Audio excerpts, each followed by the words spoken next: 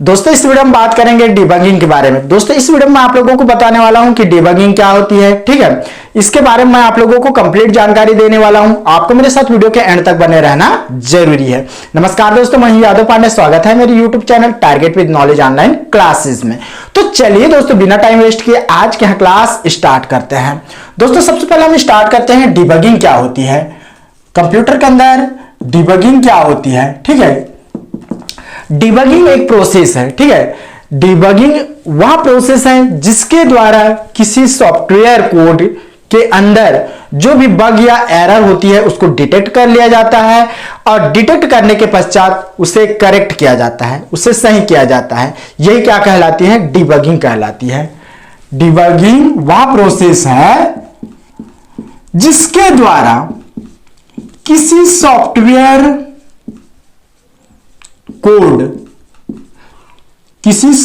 Code के अंदर जो बग या एरर होती है, बग या एरर, ठीक है। किसी सॉफ्टवेयर कोड के अंदर जो बग या एरर होती है उस बग या एरर को क्या कर लिया जाता है, सबसे पहले उसे डिटेक्ट कर लिया जाता है, ठीक है।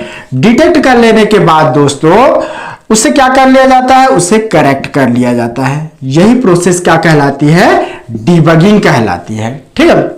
जैसे कि दोस्तों आप लोगों ने देखा होगा अपने एंड्रॉइड फोन के अंदर जो सॉफ्टवेयर होती है, ठीक है।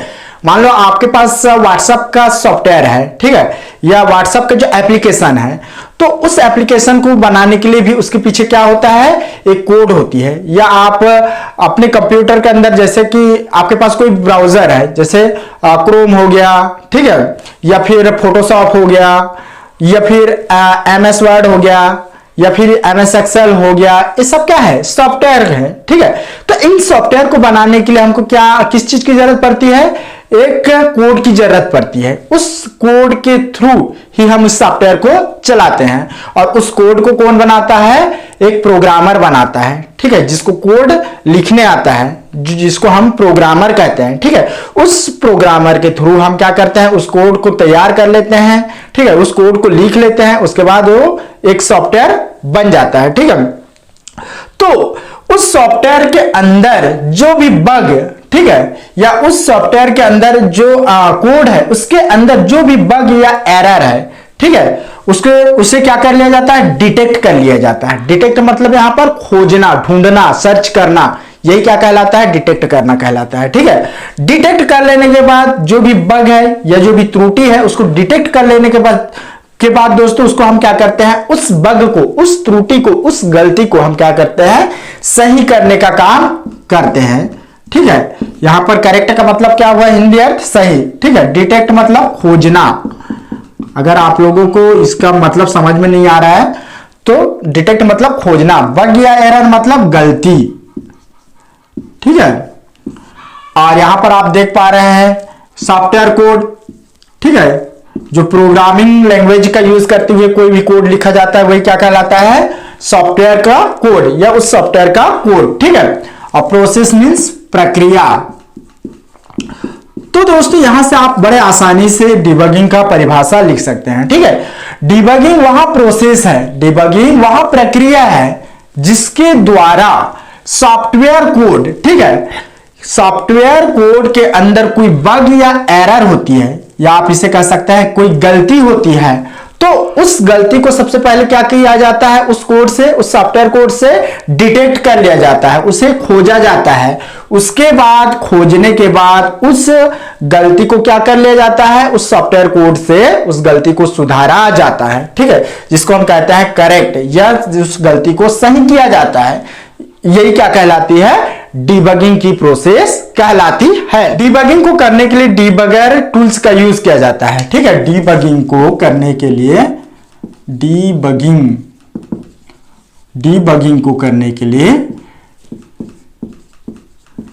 डिबगर टूल्स का यूज किया जाता है, ठीक है। डिबगिंग को करने के लिए डिबगर टूल्स का यूज किया जाता है, जिसे हम क्या कहते हैं, डिबगर कहते हैं, डिबगर, ठीक है, जिसको हम क्या कहते हैं, डिबगर कहते हैं, ठीक है।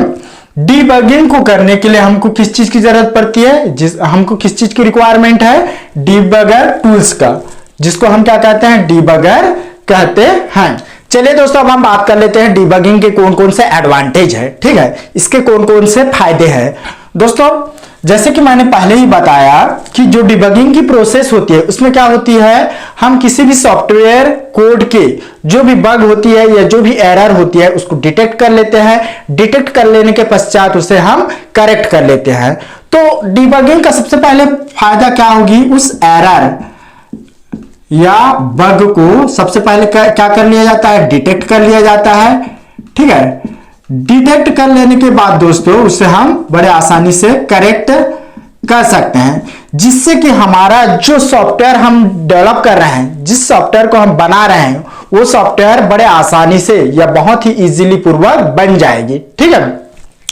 तो इस प्रकार से इसका जो पहला फायदा ये है, ठीक है, कि हम उस जो भी बग होती है, जो भी एरर होती है, उसको हम क्या कर लेते हैं, डीबगिंग की प्रोसेस में उसे सबसे पहले उस प्रोग्राम के अंदर से हम क्या कर लेते हैं, डिटेक्ट कर लेते हैं। डिटेक्ट कर लेने के बाद दोस्तों उसे हम करेक्ट कर लेते हैं, जिससे कि हम जो भी प्रोग्राम बना रहे हैं या जो भी सॉफ्टवेयर क्रिएट कर रहे हैं, उस सॉफ्टवेयर को बनाने में हमको बड़े आसानी होती है।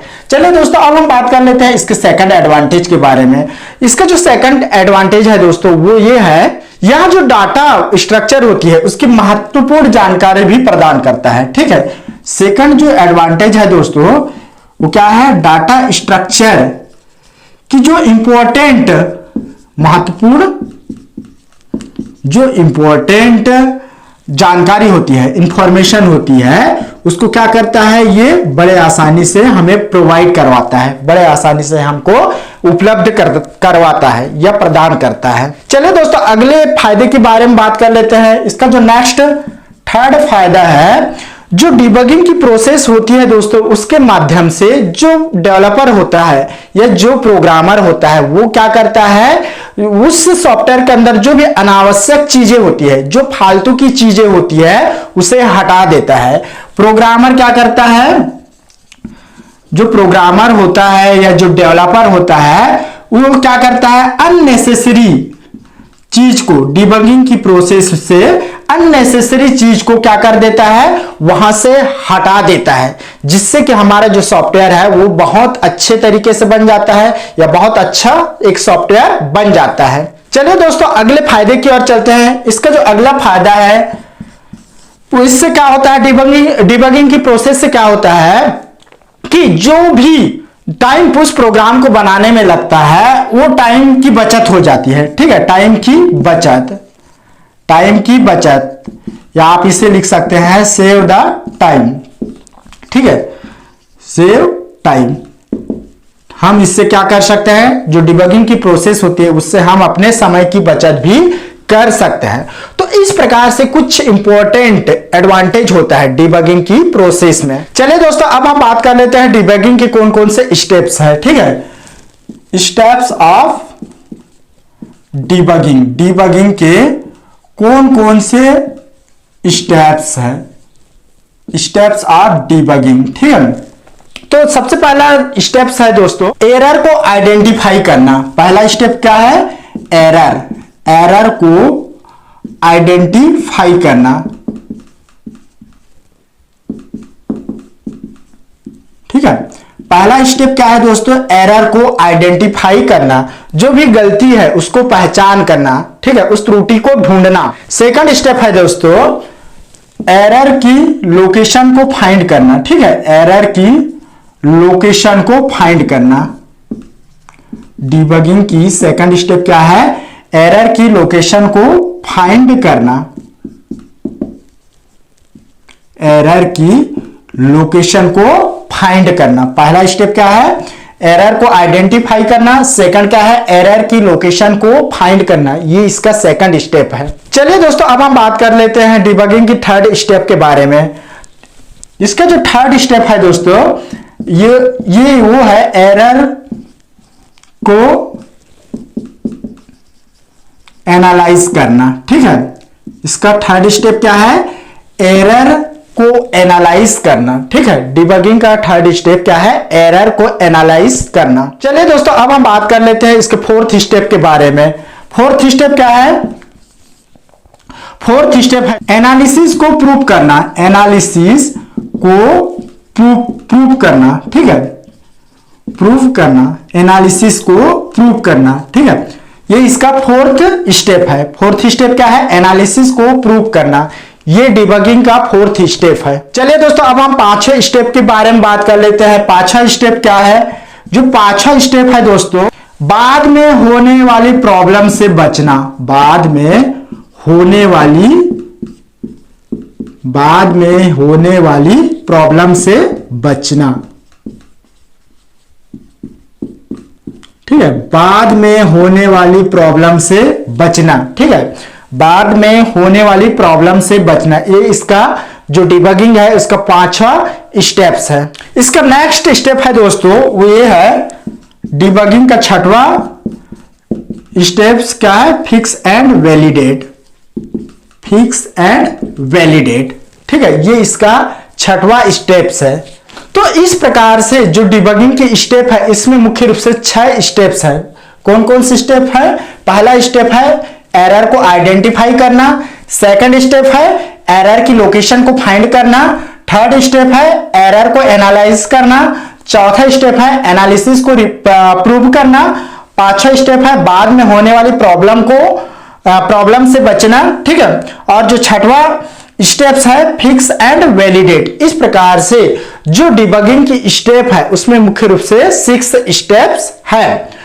तो दोस्तों इस वीडियो में मैंने आप लोगों को बताया डिबगिंग क्या है, ठीक है, डिबगिंग को किस तरह से हम कोई भी एरर या बग को वहां से डिटेक्ट करके उसे करेक्ट कर सकते हैं, और साथ ही साथ दोस्तों डिबगिंग के कितने स्टेप्स हैं, इन सारी चीजों के बारे में मैंने इस वीडियो से आप लोगों को कंप्लीट जानकारी दिया।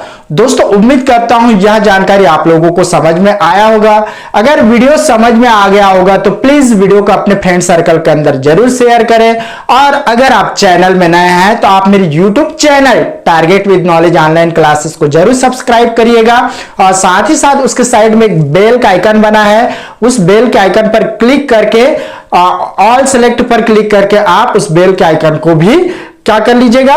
ऑन कर दीजिएगा, ताकि मेरे आने वाली वीडियो का लेटेस्ट नोटिफिकेशन आपको सबसे पहले मिल सके। तो दोस्तों आज के लिए फिलहाल बस इतना ही, कल फिर एक नए वीडियो के साथ मिलेंगे, तब तक ले नमस्कार, जय हिंद, वंदे मातरम।